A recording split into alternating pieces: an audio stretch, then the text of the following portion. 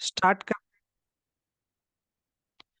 तो कल जैसा कि हम लोग लास्ट क्लास में पढ़े थे, उम, उससे नेक्स्ट लेक्चर में आगे बढ़ते हैं। यहाँ पे देखो क्या क्वेश्चन है कि इक्वल कोड्स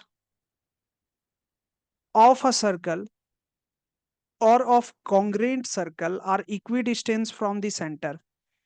मतलब अगर किसी का इक्वल कोड क्या हो जाए, इक्वल हो जाए, कोड इक्वल हो जाए, इसका मतलब क्या हुआ? सपोज करो कोई दो सर्कल है या किसी एक सर्कल में ही दूसरा कोड भी सेम है। मतलब गिवन है A B equal to C D. ठीक है। अब बोल रहा है कि वो इक्वी डिस्टेंस है फ्रॉम द सेंटर। मतलब प्रूफ करना है कि P से M तक का डिस्टेंस और P से N तक का डिस्टेंस इक्वल होना चाहिए, ये आपको प्रूफ करना है। तो कंडीशन है गिवन कि A B equal to C D है, A B equal to C D. ठीक है। अब प्रूफ क्या करना है? P M is equal to P N है। तो कुछ करने की जरूरत नहीं है, एक कंस्ट्रक्शन करना है। वो कंस्ट्रक्शन कैसा होगा कि आप मर्ज कर दो P को B से, ठीक है, फिर P को D से कर दिए, आगे बढ़े। नाउ अब हम लोग ड्रॉ तो कर लिए हैं, प्रूफ कैसे करेंगे? इन दोनों ट्रायंगल में बात करो, पी एम बी और पी एन डी में क्या बात करेंगे? जैसा कि आपको पता है कि अगर मान लो 90 डिग्री आप कोड पे कोई परपेंडिकुलर डिस्टेंस ड्रॉ कर रहे हो, तो इसका मतलब ये हुआ कि वो कोड को बाइसेक्ट करता है। तो कोड को बाइसेक्ट अगर कर रहा है, इसका मतलब A B equal to C D है। इसमें क्या कर दो, डिवाइड बाई टू अगर हम लोग कर दे बोथ साइड, तो क्या हो जाएगा? एक हो जाएगा आपका M B, half A B, मतलब यहाँ पे वैल्यू हो जाएगा एम बी। क्योंकि इससे पहले हम लोग लास्ट क्या पढ़े थे वो दिमाग में रखना, कि अगर परपेंडिकुलर डिस्टेंस है, इसका मतलब ये जो ए बी कोड है वो बाइसेक्ट करेगा, मतलब दिस इक्वल टू दिस। तो हाफ ऑफ ए बी कौन है? एम बी के इक्वल है। सही बात है। और दूसरा हाफ ऑफ सी डी किसके बराबर है? तो हाफ ऑफ सी डी ये वाला कोड किसके बराबर है? एनडी के इक्वल है। आराम से ध्यान देके रखो। तो मतलब हो गया कि M B is equal to N D है। यहां तक क्लियर है? तो पहला मिला A B equal to C D, और दूसरा मिला, मतलब पहला में ही उसको सॉल्व करते करते हम लोग क्या निकाले? M M B equal to N D. यहां तक ठीक है। अब ट्रायंगल पी एम बी और ट्रायंगल पी एन डी में बात करो, पी एन डी में बात करो। क्या दिख रहा है? पी एम बी में 90 डिग्री और पी एन डी में 90 डिग्री इक्वल है, मतलब गिवन है। दूसरा चीज आप देख लो सर्कल को, P B equal to P D. क्यों? क्योंकि रेडियस है। ठीक है। अच्छा, फिर तीसरा M B equal to N D, M B equal to N D. तो आप गौर करो ना, यहाँ पे हाइपोटेनस, राइट एंगल और एक साइड आपका बराबर दिख रहा है। इसका मतलब है कि आर एच एस से ये क्या हो जाएगा? कॉन्ग्रेंट हो जाएगा। अगर वो आर एच एस से कॉन्ग्रेंट हो चुका है, इसका मतलब P M is equal to P N by C P C T. ठीक है। बहुत आसानी से हम लोग इसको प्रूफ कर दिए। डन हो गया। चलो नेक्स्ट करें। ये यहाँ पे द एंड हुआ। अब हम लोग नेक्स्ट जो कर रहे हैं वो नेक्स्ट पीपीटी होगा। ठीक है। तो फटाफट से चीज को पहले हम नेक्स्ट पीपीटी को कर देते हैं शेयर नाउ। ये देखो,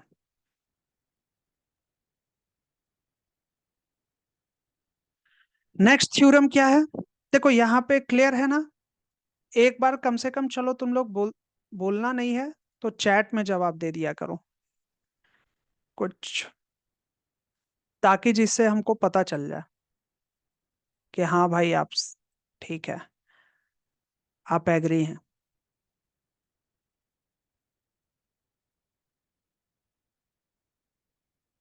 चलो आगे बढ़ते हैं।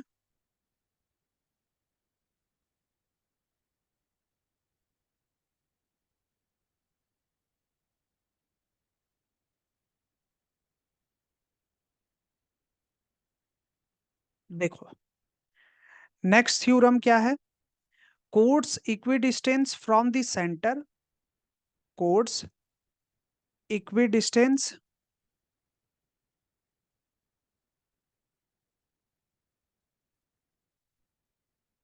chords equidistance from the center of a circle are equal in length।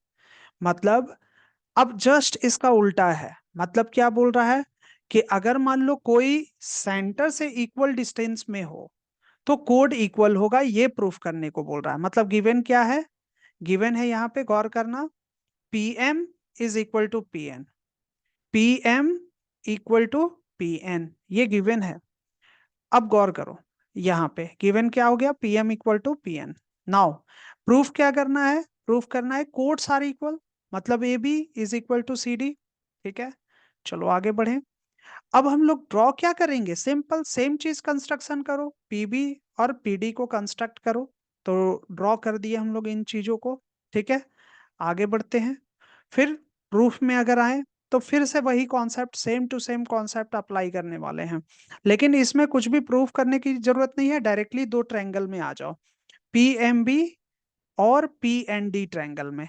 क्या होगा एक एक करके देखो। सबसे पहले तो 90 डिग्री बना रहा है पी एम बी और पी एन डी, ये 90 डिग्री बना दिया, गिवन है, परफेक्ट। उसके बाद यहाँ पे देखो हाइपोटेनस इक्वल होगा, मतलब पीबी इक्वल टू पीडी, क्यों, क्योंकि रेडियस है भाई, है ना। और नाउ फिर क्या हो जाना है, अगर रेडियस इक्वल हो गया तो फिर थर्ड वाला कौन है, P M is equal to P N, क्यों, क्योंकि ये एक गिवन कंडीशन है। Therefore we say this triangle PMB and PND are congruent to each other by using the, कौन सा रूल, कौन सा रूल लगेगा यहाँ पे देखो, ये है हाइपोटेनस, ये है राइट एंगल और ये है साइड, मतलब फिर से are H S, are H S से ये कॉन्ग्रेंट हो जा रहा है। ठीक है, तो जैसे ये कॉन्ग्रेंट हो गया इसका मतलब हुआ कि M B is equal to N D, ये तीनों जो रेड से मेंशन किया हुआ है वो बराबर होगा, M B is equal to N D CP C T से बराबर हुआ।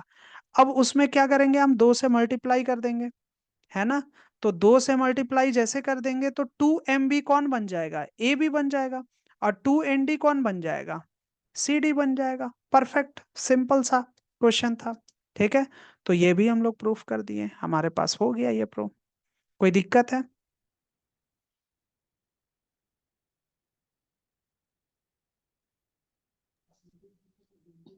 ना सर। चलो ठीक है, नेक्स्ट आगे बढ़ते हैं। ये जो भी चीज मेंशन किया जा रहा है ना वो सब थ्योरम है जो आपको करना ही करना है। आगे बढ़ते हैं। ये क्या है क्वेश्चन में, इसको देखो, समझने की कोशिश करो। If two equal chords of a circle intersect with in the circle, prove that, prove that the segment of one code are equal to the corresponding segment of the other code. बड़ा important चीज है, फटाफट से करते हैं। देखो to equal codes, codes क्या है, आपस में इक्वल है, मतलब A B is equal to क्या हो गया, सी डी हो गया। ठीक है, ये चीज दिया हुआ है। अब बोल रहा है prove that the segment of one code are equal to the corresponding segment of the other code. मतलब क्या हो गया, यहाँ पे देखो जब एक दूसरे को वो इंटरसेक्ट कर रहा है तो दो पार्ट में बांट रहा है। जैसे गौर करो यहाँ पे पी पे वो कट कर रहा है ना, तो एपी पीबी बन रहा है और यहाँ पे सीपी पीडी बन रहा है, राइट। तो ये अलग अलग सेगमेंट में बना दिया कोड को। तो हम लोगों को प्रूफ क्या करना है, उस चीज को देखो। थोड़ा सा ना ये पीपीटी सही तरीके से काम नहीं कर रहा, चलो कोई बात नहीं। तो एपी, एपी का करस्पॉन्डिंग कौन हो सकता है, देखो एपी का करस्पॉन्डिंग कौन होगा, पीडी होगा। और पीबी का करस्पॉन्डिंग कौन होगा, मतलब छोटा वाला छोटा से, बड़ा वाला बड़ा से। देखो यहाँ सेगमेंट कौन कट कर रहा है, यहाँ पे पी इंटरसेक्ट कर रहा है, पी इंटरसेक्ट कर रहा है इसको, ठीक है, मतलब काट रहा है कोड को। और कोड क्या है, आपस में इक्वल है। तो सेगमेंट की जब बात करेंगे ना तो यहाँ पे देखो पी जो पॉइंट है वो ए बी को दो पार्ट में बांट रहा है, एपी और पीबी। दूसरी ओर सीडी को जो पॉइंट पी है वो कट कर रहा है दो पार्ट में, सीपी एंड पीडी। नाउ यहाँ पे अगर आप देखो तो सेगमेंट करेस्पॉन्डिंग सेगमेंट के इक्वल होना चाहिए। इसका मतलब आपको प्रूफ क्या करना है कि बड़ा वाला सेगमेंट कौन है, एपी है, और इस वाले कोड के बड़े वाले सेगमेंट के बराबर होगा, मतलब पीडी के इक्वल होगा।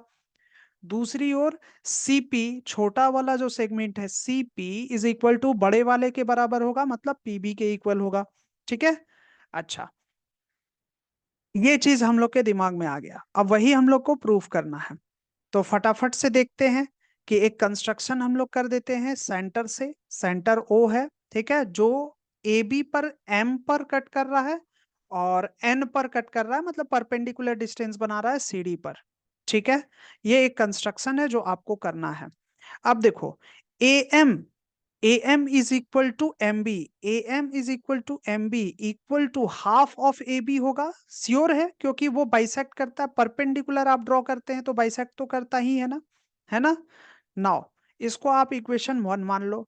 नाउ अगर हम लोग CD की बात करेंगे तो CD में जो ON है वो परपेंडिकुलर है, इसका मतलब ये हुआ कि CN CD को बाइसेक्ट कर रहा है। मतलब आप ND का जो वैल्यू आप लोगे और NC का जो वैल्यू लोगे वो क्या होगा, हाफ ऑफ CD होना चाहिए। आप इसे सेकेंड इक्वेशन मान लो। ठीक है, अब इन दोनों इक्वेशन में, ठीक है, परपेंडिकुलर बाइसेक्ट कोड ये आप लिखने के लिए है, ये आप हमेशा मेंशन जरूर करना।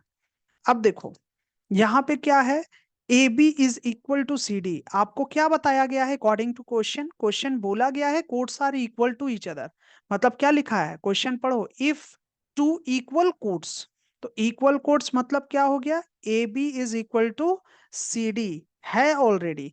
तो ए बी इक्वल टू अगर सी डी है, इसका मतलब क्या हो जाएगा, गिवन है ना, therefore A M is equal to N D.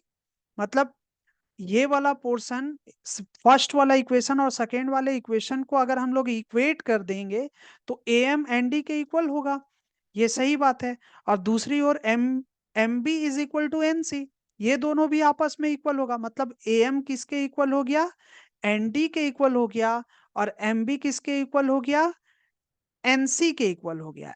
ठीक है, एक बार फिगर को आप आराम से देख लेंगे।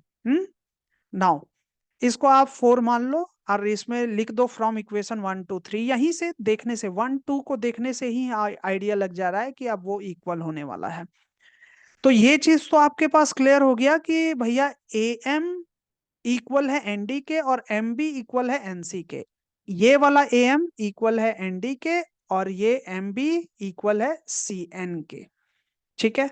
नाउ अब देखो, आप क्या करो, एक ड्रॉ कर दो कंस्ट्रक्शन ओपी, मतलब ओ से लेकर जहां कट कर रहा है वहां पे आप कंस्ट्रक्ट कर दो। ठीक है। Now consider the triangle MPO, MPO को आप देखो, और दूसरी ओर ट्रायंगल एनपीओ को देखो, एनपीओ को देखो, जो आपको कलरफुल दिख रहा है दो ट्रायंगल, उसमें आप थोड़ा जिक्र करो तो देखो क्या हो जाएगा। सबसे पहले तो आप पकड़ लो कि 90 डिग्री है, इसका मतलब ओ एम पी ये ब्लू वाला और ओ एन पी ये रेड वाला एंगल, मतलब 90 डिग्री आपस में क्या होगा, इक्वल होगा। तो आप लिख दो वहां पे equal to 90 degree. Now OP, OP is equal to OP, क्यों, क्योंकि वो कॉमन साइड है दोनों का। ठीक है। अब देखो A B is equal to C D है, O M perpendicular to A B है, O M perpendicular to A B है, O N perpendicular to C D है, ये सब आपको लिखा हुआ दिख रहा है। ठीक है। Now O M is equal to O N. अभी जस्ट पीछे वाले थ्योरम में आपको क्या सिखाया गया है कि if chords are equal then the distance, the shortest distance of shortest distance from the centre of any equal chords are also equal, है ना। मतलब अगर सेम सेम अगर इक्वल कोड है तो सेंटर से जो डिस्टेंस बन रहा है, शॉर्टेस्ट डिस्टेंस जानबूझ के बोला जा रहा है, या बोल सकते हैं आप परपेंडिकुलर डिस्टेंस, वो आपस में इक्वल होता है अकॉर्डिंग टू थ्योरम जो लास्ट हम लोगों ने किया था। Therefore O M is equal to O N तो होने वाला था, तो आप वहां पे लिख दो और उस थ्योरम को मेंशन कर दो। ठीक है। इक्वल कोड्स, यहाँ पे क्या लिखा था, equal chords are equidistance from the centre. ठीक है। तो OP is equal to OP हो गया and now O M is equal to O N हो गया। Equal chords are equidistance from the centre. ठीक है। तो ये तीनों हम लोग को मिला, कौन कौन मिला, देखो दो साइड मिला है और एक आपका एंगल मिला है, तो ये 90 डिग्री है और ये हाइपोटेनस का काम कर रहा है, बीच वाला OP. Therefore this both triangles are congruent by using the rule of RHS, है ना। अब ये जैसे अगर इक्वल हो जाए, now we can say that MP is equal to NP। MP किसके इक्वल है, NP के इक्वल है। परफेक्ट है यहां तक चीज। MP किसके इक्वल है, NP के इक्वल है। अच्छा, अब गौर करो एक चीज, पहले क्या बताया गया था, ये वाला को हाँ देखो। सर। हम्म, पहले क्या बताया गया था, AM इज इक्वल टू, यहाँ पे कहाँ है देखो, equation number 4, AM is equal to ND, AM is equal to ND। और दूसरी ओर क्या बताया गया है, इक्वेशन नंबर 6 में गौर करो, इक्वेशन नंबर 6 में बोला गया है कि MP is equal to NP, MP is equal to NP। बस 6 और 4 का ही खेल है। अब 4 और 6 को हम लोग ऐड कर देंगे, अपना काम हो जाएगा, ठीक है। तो देखो क्या बोला जा रहा है, फटाफट से करते हैं। AM is equal to ND है, ठीक है, और MP इक्वल टू NP है। देयरफॉर आप 4 और 6 को दोनों को ऐड कर दो, तो AM और MP पहले लिख देते हैं, यहां पे लिख दिए MP plus AM equal to NP, ND को आपने ऐड किया, तो बच्चा MP plus AM, MP plus AM ये दोनों मिलेगा तो AP बनाएगा, है ना। MP और AM दोनों को अगर हम लोग ऐड करेंगे तो AP बनाएगा। फिर उसके बाद NP, यहां पे देखो NP प्लस ND ये दोनों जब मिलेगा तो PD बनाएगा। आप देखो AP इक्वल टू PD हो जा रहा है, राइट। बस सातवां जो इक्वेशन है, यही तो प्रूफ करना था, यहाँ पे देखो AP is equal to PD आ गया ना। तो पहला चीज प्रूफ हो गया, और पहला अगर प्रूफ हो गया ना तो दूसरा प्रूफ करना एकदम आराम से हो जाएगा। क्यों, क्योंकि कोड्स आर इक्वल, कोड्स क्या है, इक्वल है। तो आप फटाफट से कर सकते हैं इसको। आप देखो यहाँ पे AB is equal to CD है ना।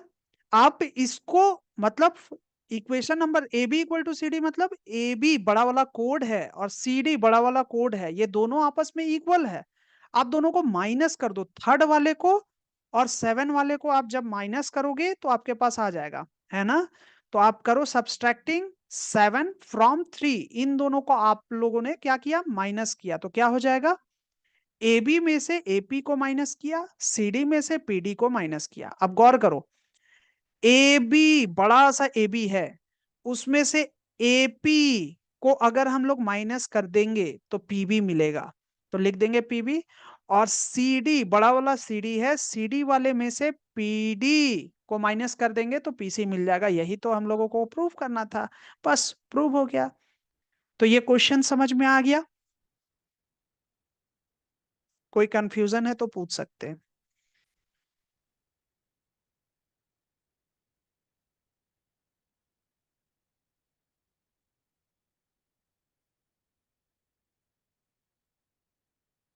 चलो सपोज कर रहे हैं कि ये समझ में आ गया, आगे बढ़ते हैं, ठीक है। Now next question, if two equal chords of circle intersect within the circle, दो इक्वल कोड है सर्कल का जो इंटरसेक्ट कर रहा है सर्कल के अंदर, तो सपोज करो यहाँ पे DC और AB एक सर्कल है जो P पे कट कर रहा है। Prove that the line joining the point of intersection to the centre makes equal angle with the chords. ठीक है, वो क्या बना रहा है, वो बोल रहा है कि प्रूव क्या करना है, line joining the point of intersection कहाँ कट कर रहा है, P पे कट कर रहा है, to the centre makes equal angle with the chords. कोड से वो क्या करेगा, इक्वल एंगल बनाएगा। तो फटाफट से देख लो, ABCD इक्वल है, intersect with in the circle, तो कहां पे कट कर रहा है, P पे कट कर रहा है।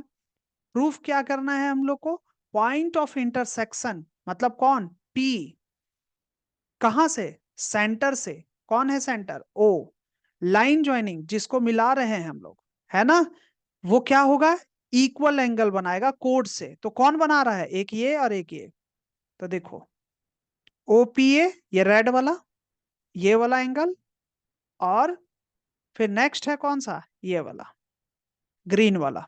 ठीक है, OPD, ये दोनों इक्वल होना चाहिए, बस यही हम लोग को प्रूफ करना है। देखो क्या है ना, इस चीज को हम लोग कितना डिकोड कर सकते हैं वो समझना है। क्वेश्चन को जब हम लोग पढ़ रहे हैं तो चीजों को समझ में आना चाहिए पहले कि एग्जैक्टली वो बोल क्या रहा है ना। तो इसलिए अच्छा एक चीज ध्यान रखो कि क्वेश्चन जब आप लोग बना रहे हैं ना तो थोड़ा क्वेश्चन ज्यादा प्रैक्टिस करना चाहिए।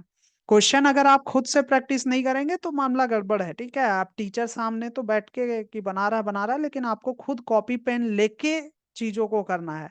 ये हम समझ सकते हैं कि इस क्लासरूम में जिस रफ्तार में जैसे चल रहा है चीज, एक तरह से कहिए आप लोग कहीं ना कहीं इस चीज को पढ़ चुके हैं, तो आप लोग थोड़ा जल्दी जल्दी कैच भी कर लीजिएगा। लेकिन जो नहीं पढ़ा हुआ रहता है बच्चा, उसके लिए थोड़ा सा प्रॉब्लम हो सकता है।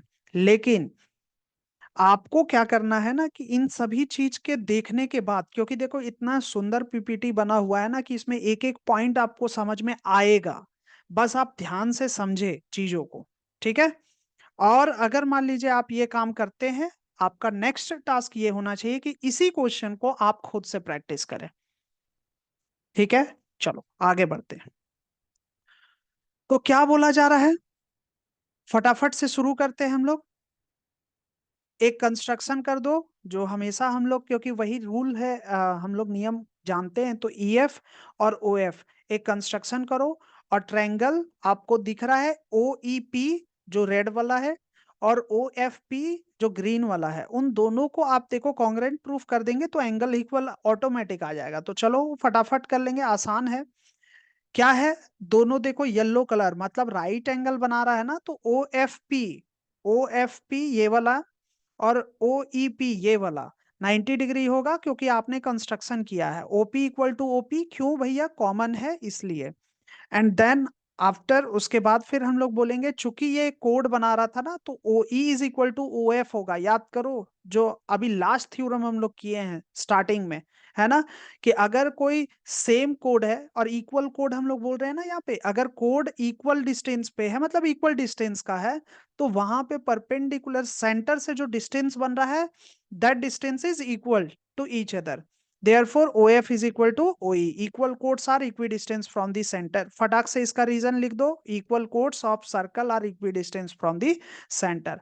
अब बताओ, यहाँ पे एक साइड है, एक हाइपोटेनस है, और ये 90 डिग्री है, कॉन्ग्रेंट हो गया RHS रूल से। अब जैसे ये कॉन्ग्रेंट हो गया, तो एंगल OPF और एंगल OPE ये दोनों आपस में इक्वल होगा बाई CPCT। ठीक है, कितना आसान था चीज को प्रूफ करना। प्रूफ हो क्या, कोई दिक्कत है?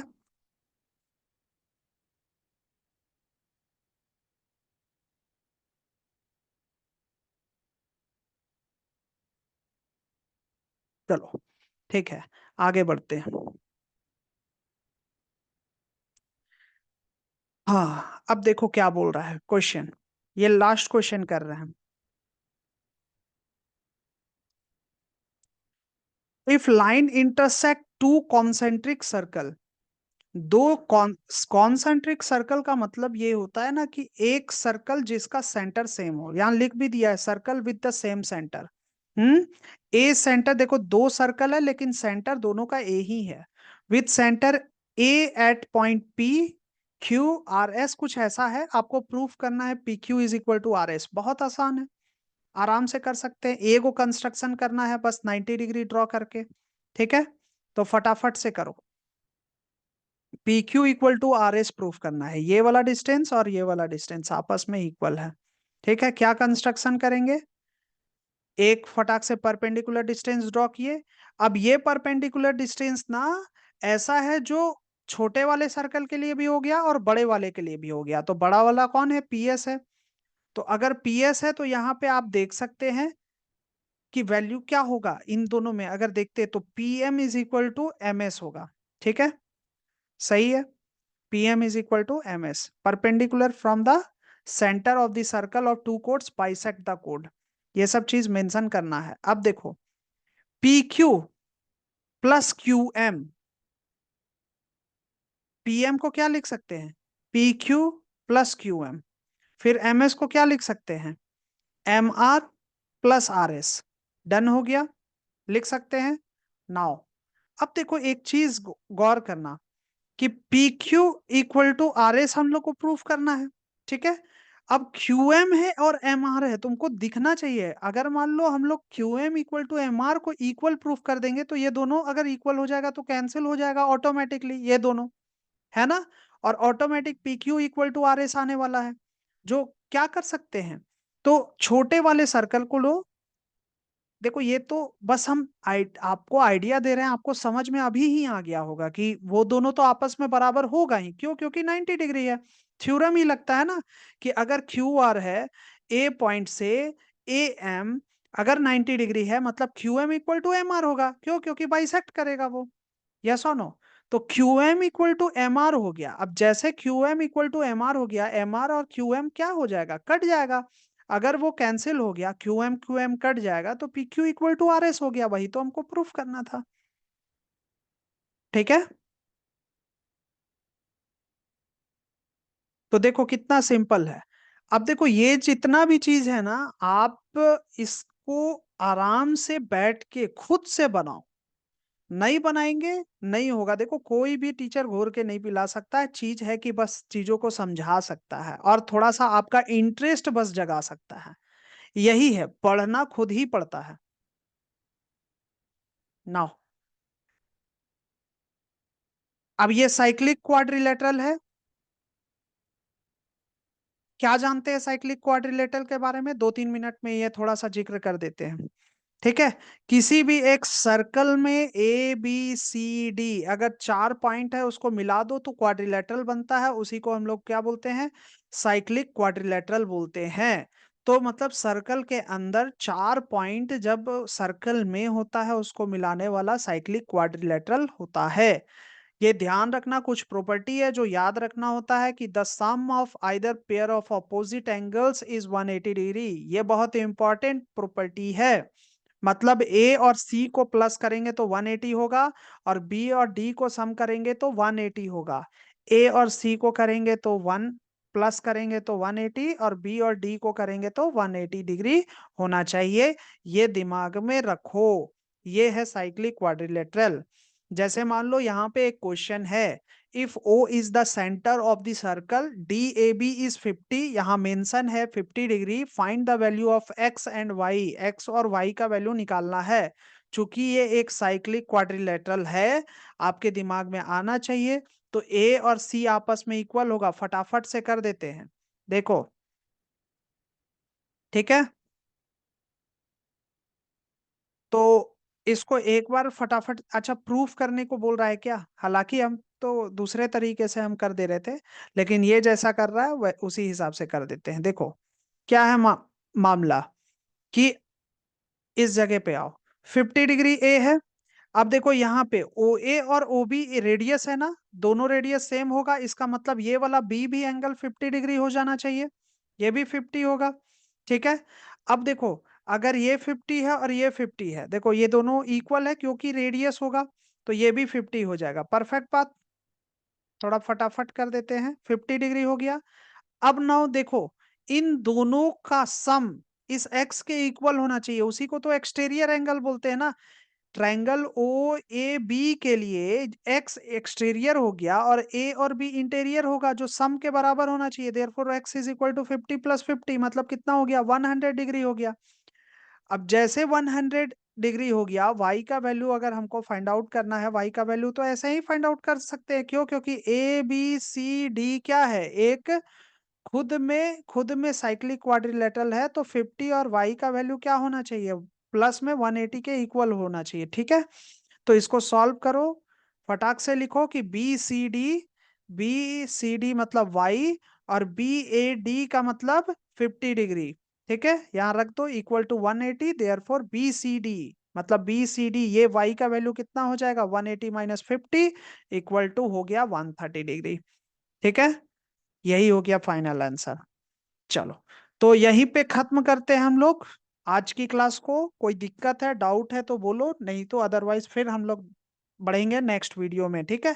आपका पर्पस यही होना चाहिए बाबू, देखो इससे काम चलता नहीं है, आप ठीक है देख रहे हैं बहुत बढ़िया है। आप सवाल का क्वेश्चन का प्रैक्टिस करके आना। जितना क्वेश्चन बताया गया है उतना भी अगर अच्छे से आप कर लेते हैं, चीजों को समझ जाते हैं, तो चैप्टर में कहीं भी आपका प्रॉब्लम नहीं होगा। ठीक है, तो एक बार फटाफट से बोलिए कोई दिक्कत है, अदरवाइज आज की क्लास को यहीं पे खत्म करते हैं। No sir.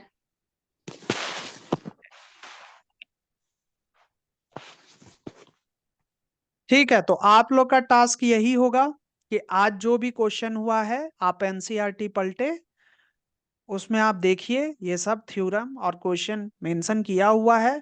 आप अपने कॉपी में एक बार रिपीट कीजिए और याद करने का कोशिश कीजिए कि टीचर क्या बोला था।